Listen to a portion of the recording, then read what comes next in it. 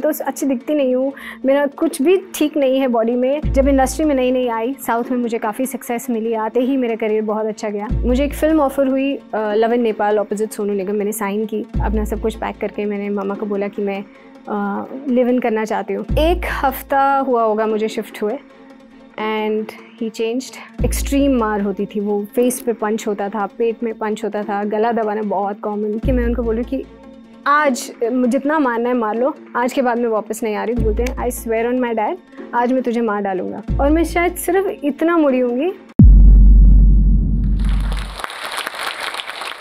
बहुत सारी लड़कियां, मैरिड विमेन, अनमैरिड लड़कियां जो बहुत आजकल लिव इन रिलेशनशिप में अपने आप को चूज़ कर रही हैं कि वो रहें, और बहुत सारे कॉलेज गोइंग लड़कियां भी जो नए नए रिलेशन में एंटर होते हैं।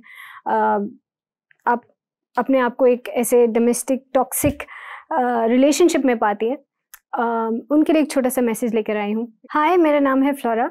आपने मुझे Stree, Dhanak, Laxmi, inside edge, city of dreams जैसी वेब सीरीज और मूवीज़ में देखा होगा। पैदा मैं हुई चंडीगढ़ में। बहुत सारे लोग समझते हैं कि मैं पंजाबी हूँ। हाँ, मैं पंजाबी हूँ। हाँ, मेरा नाम फ्लोरा है, जिसका कोई कनेक्शन नहीं है। पर मेरा बर्थ, अगर क्योंकि मेरे पापा आर्मी में थे, अगर शायद असम में उस टाइम पोस्टेड होते तो शायद मैं असम में पैदा हुई थी। मैं चंडीगढ़ में सिर्फ इसलिए पैदा हुई क्योंकि उस टाइम मेरे फादर की पोस्टिंग चंडीगढ़ में थी, besides me being a Punjabi. And I still remember कि मैं स्कूल में एक बहुत ही मोटी लड़की होती थी, जिसके दांत में ब्रेसेस थे, फेस पे बहुत सारे पिंपल्स, सन उस टाइम कुछ ऐसा स्किन केयर रूटीन कुछ नहीं, तो एकदम काले घूमते थे, तो कॉन्फिडेंस नहीं था। आप थोड़े से कॉन्शियस भी बहुत होते हैं अपने साइज़ की वजह से, वो भी था। और एक मोटा इंसान जब भी पतला भी होता है ना, उसके माइंड में वो कभी, मतलब वो दिमाग में मोटा ही रहता है। तो क्या, मेरी स्टोरी वहाँ से शुरू हुई। एंड फिर हम लोग आए दिल्ली, क्योंकि मैं अपना जो ग्रेजुएशन था वो दिल्ली से करना चाहती थी। नहीं, मेरे रिजल्ट आ चुके थे, ग्रेजुएशन शायद दिल्ली से करना चाहती थी, या मैं रिजल्ट के लिए दिल्ली गई, वन ऑफ द टू। और दिल्ली और बॉम्बे में आर्मी के सबसे बड़े क्लब्स हैं। तो दिल्ली क्लब में उस टाइम मे क्वीन बॉल हो रहा था, तो दिल्ली का जो मे क्वीन था हमारे आर्मी क्लब में, वहाँ पे मैंने पार्टिसिपेट किया। बहुत बड़े जजेस थे, सिल्वी, रोहित बाल, और I was the first runners up. वहाँ पे किसी ने मुझसे पूछा कि क्या आप मूवीज़ में इंटरेस्टेड हैं, would you like to join the film. मैंने पापा को पूछा, पापा बोले पढ़ाई नहीं छूटनी चाहिए। मैंने कहा ऑफ कोर्स, ये तो मतलब करियर चॉइस है ही नहीं। पर मेरा जो बेबी फैट था, या you know that little plumpness that I had, मेरे को मेरी फर्स्ट तेलुगु फिल्म या मेरी तेलुगु में एंट्री जो थी वो उसी वजह से मिली, क्योंकि जब साउथ से लोग आते थे बॉम्बे में हीरोइंस ढूंढने, उनको सारी पतली पतली लड़कियां मिलती थी। एंड साउथ में दे लाइक गर्ल्स जो थोड़ी सी ऑन द हेल्दियर साइड हैं। एंड जो मेरा नेगेटिव था मेंटली, वही चीज़ मेरे लिए काम करी। उसके बाद मुझे हिंदी फिल्म में एक दीवार करके फिल्म बन रही थी विद संजय दत्त, उसके लिए एक कॉल आया एक आइटम सॉन्ग के लिए। तो उसके जो थे मिस्टर जी, उन्होंने मुझे काफ़ी बार फ़ोन किया कि नहीं कर लो, सोचो। अब उनको मना करने के लिए आप पोलाइटली मना करना चाहते हो, तो मैंने बोला मैं शूट पे हूँ, डेट्स नहीं है, दूसरी फिल्म ले ली, ऐसा कोई तो बहाना दिया। वो फिल्म तो मैंने खैर मना कर दी, बट हम लोग टच में रहने लगे, दोस्त बन गए, दोस्ती से वो रिलेशनशिप बना। आई थिंक क्योंकि जैसे मैंने आपको बताया कि मैं मोटी लड़की थी स्कूल में, कभी किसी की अटेंशन नहीं मिलती थी, but suddenly I was getting a different kind of an interest कि कोई मुझसे फ्लर्ट कर रहा है, कोई मुझसे वो बातें कर रहा है जो मैं सुनना चाहती हूँ। एंड मेरे लिए बहुत ही इट वाज लाइक, मुझे अच्छा लगता था, I would feel beautiful about my self. तो वो पेडर रोड में रहते थे, मैं अंधेरी में रहती थी, हम लोग मिलते थे। एंड कभी मैं उनके साथ उनके घर में गई हूँ, उनके दोस्तों के घर उनके साथ गई हूँ, हम पार्टी करने बाहर गए हैं, out of the country travel किया है। और ऐसा कभी भी like I seen the very very sweet side of him. फिर उन्होंने एक घर किराए में लिया मेरे घर के बहुत पास और बोला I love you, I want to marry you. वो एक बुरा फेज था मेरी लाइफ में। क्योंकि अब इनका घर मेरे घर के बहुत पास था, तो मैं जाती थी, मिलती थी, वापस आती थी। अपना मेरा खुद का घर भी यहीं था, जहाँ मेरे मॉम डैड दोनों रहते थे। बट वो क्या हुआ, वो फिर 1 दिन का 2 दिन होने लगा, तो मैंने जैसे रात को अगर पार्टी हो रही है तो मैं मॉम को फ़ोन करके, मम्मा आज मैं स्लीप ओवर करने वाली हूँ यहाँ पे, तो मम्मा बोलते थे ठीक है। फिर धीरे-धीरे हुआ कि मेरे को जो काम आता था वो धीरे-धीरे ये छुड़वाने लगे। वो 1 दिन का 2 दिन 3 दिन होने लगा, तो मेरी मॉम ने बोला देखो लड़कियाँ, आपकी एज की लड़कियों के बॉयफ्रेंड्स होंगे, मैंने कभी मना नहीं किया, इट्स नेचुरल, बट काम मत छोड़ो। यही एज है, यही टाइम है काम करने का, काम मत छोड़ो। उस टाइम आपको समझ में नहीं आता है। और इन्होंने मुझे ये बोलने लगे कि तुम्हारी मॉम ये होने नहीं देंगी रिलेशनशिप, वो अगेंस्ट हैं, वो ऐसे वैसे। एंड मैं बिल्कुल डिसाइड नहीं कर पा रही थी कि मुझे क्या चाहिए। और एक दिन ऐसा कुछ मोमेंट आया जब इन्होंने मुझे बोला कि इफ़ यू लव मी तो आप प्रूव इट टू मी, आप घर छोड़ के आओ, मैं शादी करना चाहता हूँ, ऐसा कुछ लूजली यही उस पर था। और मैंने वो किया, और आज भी मुझे याद है कि मैं अपना सब कुछ पैक करके मैंने मम्मा को बोला कि मैं लिव इन करना चाहती हूँ। मम्मा ने बहुत बहुत आई थिंक मैंने बहुत हर्ट किया अपने पेरेंट्स को, पर मैंने नहीं सुनी उनकी। जो मैं करना चाहती थी वही मैंने किया। मैं घर छोड़ के गई लिव इन करने, अपना सब कुछ लेके गई उनके पास। 1 हफ्ता हुआ होगा मुझे शिफ्ट हुए, एंड ही चेंज्ड। बहुत डिफरेंट जो साइड मैंने देखी थी टू द साइड जो मैं देखने लगी वो बहुत ही डिफरेंट था। बहुत मारपीट शुरू हो गई। किस बात पे मारपीट हो रही है वो मुझे समझ में आता ही नहीं था, क्योंकि मुझे लगता था मॉम डैड से भी मार खाएंगे, पर वो पढ़ाई ठीक से नहीं की, होमवर्क छोड़ दिया, ऐसी बात पर गलती हमारी होती थी, वो हमें सुधारने के लिए होता था। यहाँ पे किस बात के लिए मार पड़ रही है? तो एक बार मैंने उनको बोला कि मैं मार क्यों खा रही हूँ, मेरे पेरेंट्स ने आज तक मुझे ऐसे नहीं मारा है। और वो एक्सट्रीम मार होती थी, वो फेस पे पंच होता था, पेट में पंच होता था, गला दबाना बहुत कॉमन। तो बोला क्योंकि तुमने बोला तुम घर छोड़ के चले जाओगे। ओके, फिर एक और दिन ऐसा हो रहा है मैं मार खा रही हूँ और मैंने बिल्कुल नहीं बोला कि मैं घर छोड़ के चली जाऊँगी क्योंकि मुझे मार क्यों रहे हो। तो उस दिन भी मैं पिटी। फिर उन्होंने मुझसे मेरा फ़ोन ले लिया, बोला मैं तुम्हारी मॉम को तोड़ना चाहता हूँ, मैं चाहता हूँ कि ये रिलेशनशिप हो, पर वो मानेंगे नहीं, तो इसलिए मैं उनको तोड़ के ही मनवाना चाहता हूँ। तो फ़ोन मुझसे लेके कबर्ड में रख दिया। अगर उनका फ़ोन आएगा ये डिसाइड करेंगे मैं फ़ोन उठा सकती हूँ कि नहीं। मेरे पास वर्ड्स ही नहीं है कि वो कितना एक्सट्रीम था। मुझे एक टाइम याद है कि वहाँ मैं बैठ के खाना खाती थी, तो खाना खाते खाते खाना मुझ पे गिरता था कई बार ना, तो इन्होंने मुझे बोला कि ज़मीन पे बैठ के खाना खाओ। मैंने बोला क्यों? बोले क्योंकि जब तक तुम ठीक से खाना खाना नहीं सीखती तुम ज़मीन पे बैठोगी। मैंने कहा पर मेरे खुद के घर पे कभी खाना ऐसे गिरता नहीं है। बोले हाँ तुम मुझसे डरती हो ना इसलिए। और वो तो मुझे इतना क्लियरली याद है, मैं इतना रोई थी कि ये क्या हो रहा है लाइफ में, समझ में नहीं आ रहा। और हाँ प्यार था, क्योंकि 1-2 बार ऐसा भी हुआ कि मैं उनका घर छोड़ के अपने घर आई ये बोल के कि अब बस मेरे को और इतना मारपीट खाना ही नहीं है। तो ये फ़ोन करके आई love you, I can't live without you, I will kill my self, ये सब बोलते थे, तो मैं फिर वापस चली जाती थी। फिर ऐसा होता था कि एक बार मुझे याद है कि मैंने बोला, बहुत झगड़ा मारपीट हुई, मैंने कहा मैं जा रही हूँ, मैंने अपना सब कुछ पैक किया, दरवाजे पे मैं लिफ्ट की वेट कर रही हूँ। इन्होंने मुझे बोला कि मैं 10 तक काउंट डाउन करूँगा, अगर तुम घर के अंदर नहीं आई तो मैं देखता हूँ तुम घर कैसे पहुँचते हो, मैं तुम्हें मरवा दूँगा, तुम्हारे पेरेंट्स को मरवा दूँगा। बहुत सारी ऐसी चीज़ें थी। तो पहले प्यार था जो मुझे वहाँ बांध के रखा, फिर डर था कि मुझे या मेरे पेरेंट्स को कुछ कर देंगे। वो 1 साल 2 महीना मैं उनके साथ उनके घर में रही, और मैं ये मान चुकी थी कि यहाँ से मैं ज़िंदा तो शायद नहीं निकल पाऊँगी। वैलेंटाइन्स वाले दिन बहुत मारपीट हो चुकी है, मैं इनको बोल चुकी हूँ कि दोबारा एक बार मारा तो मैं घर छोड़ के चली जाऊँगी। मैं घर छोड़ के भी गई हूँ, वापस आई हूँ, वो सब हुआ है। वैलेंटाइन्स वाले दिन 2007 में बहुत कोई रीज़न नहीं है उस दिन मारपीट होने का। मुझे इतना याद है कि हम लोग पार्टी करने गए थे, वापस आए, आँख लग गई क्योंकि टायर्ड थे, और मैं सोई हूँ, मैं उठी हूँ, मतलब जब मैं उठी हूँ वो सिर्फ इसलिए क्योंकि ये मेरे पेट पे बैठे हैं और मुझे बॉक्स कर रहे हैं, फेस पे बॉक्स कर रहे हैं, मैं फेस बचाऊं तो पेट पे बॉक्स कर रहे हैं, पेट बचाऊं तो फिर मुंह पे, और हमारे बेड के ऊपर एक ऐसे एक चीज़ें रखने का, फ़ोन वगैरह रखने का चीज़ था। फ़ोन उठा के इन्होंने मारा मेरे लेफ़्ट जॉ, मतलब मुझे याद है कि मेरे दाँत से पूरा खून निकल रहा है क्योंकि जॉ फ्रैक्चर हो गया था। और मैं बोल रही हूँ, मेरे को मार क्यों रहे हो? मैं एंड अगेन मुझे याद है कि मैं उनको बोल रही हूँ कि आज जितना मारना है मार लो, आज के बाद मैं वापस नहीं आ रही हूँ। क्योंकि जो कांस्टेंट मार थी ना, धीरे धीरे आपका माइंड, वो फीलिंग जा रही है, माइंड आपका मेकअप हो रहा है कि यहाँ से मुझे निकलना है, पर वो मोमेंट नहीं मिल रहा है, आप फिर भी बिलीव कर रहे हो।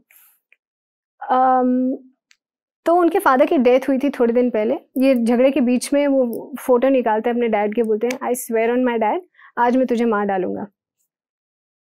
और ये बोल के सिर्फ कितना 5 सेकंड होगा कि मैंने फोटो निकाली, ये बोला, वापस मुड़ के वो रखा। और मुझे वो मोमेंट इतना बहुत फिल्मी मोमेंट है, क्योंकि मैं ये समझती हूँ कि मैं स्मार्ट, इतनी इंटेलिजेंट नहीं हूँ कि मैं ये सोचूं कि हाँ मुझे भागना है। मैं फिर भी बोलूँ कि हाँ आज मार लो जितना मारना है, मैं आज के बाद नहीं आऊँगी। और मुझे याद है वो मोमेंट एकदम जैसे स्लो मोशन हो गया और इतने झगड़े के बीच में सब साइलेंट हो गया और मैं शायद सिर्फ इतना मुड़ी होंगी, मुझे मेरी मॉम के वर्ड्स सुनाई दे रहे हैं कि भाग, कभी ऐसा हो जस्ट भाग, ये मत सोच कपड़े पहने नहीं पहने, चप्पल है नहीं है, पैसे है नहीं है, जस्ट भाग, क्योंकि लाइफ दोबारा नहीं मिलेगी। और वो मारपीट करता है। और मैं भागी और लकीली उस टाइम जो झगड़ा हमारा चल रहा था, मैं डोर तक ऑलरेडी पहुंच चुकी थी, ऊपर की कुंडी एक बार नीचे कर चुकी थी एंड फिर मुझे वो मार के अंदर लेके गए थे। एनीवेज मैं भागी, सुबह के 5 बज रहे होंगे, रास्ते में भाग रही हूँ। अगेन इतनी स्टूपिड हूँ कि पैसे नहीं है, मेरा घर और जिस घर में ये रह रहे थे में वो ज़्यादा दूर नहीं है। अगर मैं रिक्शा में भी बैठ के बोलूँ कि वहाँ घर जाके, मेरे ही घर है, मॉम डैड के घर पे जाके पैसे दे देंगे, तब भी कोई मानेगा। बट मैं सिर्फ सड़क पे भाग रही हूँ क्योंकि मेरे पास पैसे नहीं है। ये वापस आए, मुझे ओवरटेक किया, एनीवेज वापस ले जाने की कोशिश की।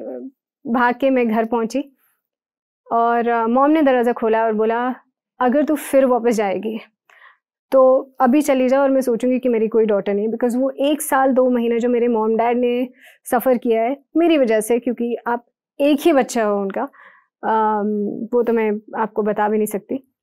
और अगर तूने डिसाइड किया कि अब वापस नहीं जाएगी तो अंदर आ, सो जा। मेरा फ्रैक्चर जॉ था, आँख पे चोट लगी हुई थी, बहुत सब हाल बहुत ही ज़्यादा ख़राब थे।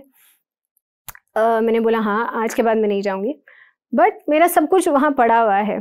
तो उसके बाद आई थिंक हम पुलिस स्टेशन गए। मेरे फादर जो एक रिटायर्ड आर्मी ऑफिसर है, उन्होंने अपना कार्ड दिखाया, बोला कि मेरे बच्चे की कंप्लेंट लिख लो। पुलिस वालों ने नहीं लिखा क्योंकि के पास कॉन्टैक्ट्स हैं, पैसे हैं, सब कुछ है, वो लोगों को जानते हैं। मेरे पेरेंट्स ने कोर्ट और पुलिस सिर्फ मेरी वजह से पहली बार लाइफ में देखा होगा, मैंने खुद ने पहली बार देखा है मेरी खुद की वजह से। और पुलिस वाले उनके साथ मजाक कर रहे हैं कि ये मैडम आई है यहाँ कंप्लेंट लिखवाने। उन्होंने बोला अरे मैं तो शॉपिंग कर रहा हूँ, क्या प्रॉब्लम है उनको। वो हंसी मजाक चल रहा है। न्यूज़ में जब ये हुआ, front page news, everyone was talking because बहुत ही पॉपुलर थे। उन्होंने क्या बोला, स्ट्रगलर है, पॉपुलैरिटी के लिए कर रही है, मेरा नाम खराब करना चाहती है। लोगों ने बिलीव भी किया।